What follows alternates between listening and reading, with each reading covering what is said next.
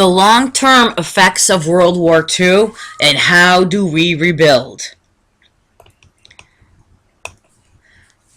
The human losses in World War II were staggering.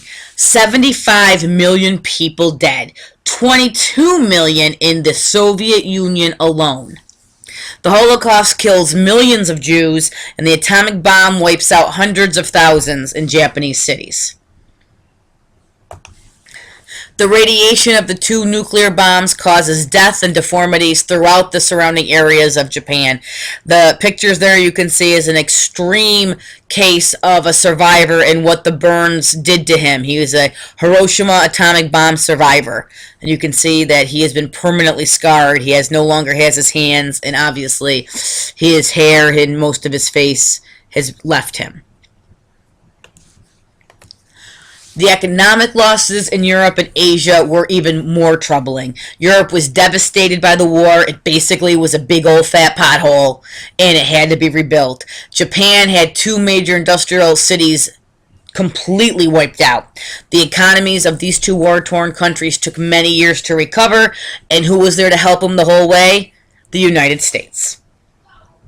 That is why today Japan and the United States are very good allies, because we basically rebuilt them after World War II. Now, what do you do with all of those Nazis left over after World War II? The Allied leaders in other countries agreed to punish those responsible for the Holocaust with the Nuremberg war crimes. They were called crimes against humanity. Hitler was already dead because he had shot himself, but 22 of the surviving Nazi leaders were tried and found guilty. Now, these trials were the first of its kind to say that even in war, there are rules that you have to follow, and that you cannot commit crimes against humanity. Many Nazis used the excuse that they were simply following orders to their superiors during the Holocaust, and they should not be held accountable. Now, here you have a picture to the right, and it was of a survivor, and they're showing the Nazi soldiers, and they literally would just toss the newborn babies into the fire. That is what this survivor witnessed. He drew this in 1947. The occupied nations were countries throughout Eastern Europe that were occupied by other countries. So many Eastern European countries were occupied by the Soviet Union and Stalin. There were parts of Germany that were occupied by the United States, France, and Great Britain. The Western nations occupied Western Germany and Japan, and the Soviet Union got Eastern Europe. The Soviet forces occupied East Germany and most of Eastern Europe. They established communist governments in these nations backed by the power of the Soviet Union. The Western nations, the Western democracies, did not want the spread of communism, but they also did not have the money, resources, or people to start another war to fight with Stalin. And Stalin knew it, so he took advantage of it and kept his men there, and he basically just never left the Eastern European countries that he had taken over. Thus, Europe was basically divided into two: democracy in the West and communism in the East. This is going to lead into our next unit called the Cold War, which is going to be the democratic countries versus the Soviet Union and her allies.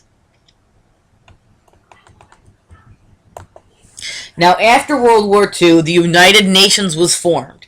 World War II helped people realize that they had to seriously work together to make sure there was not a World War III.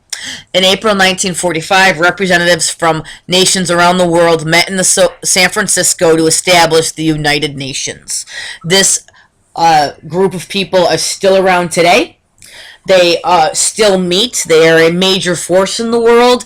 Unfortunately, they do not do a lot to stop conflicts around the world.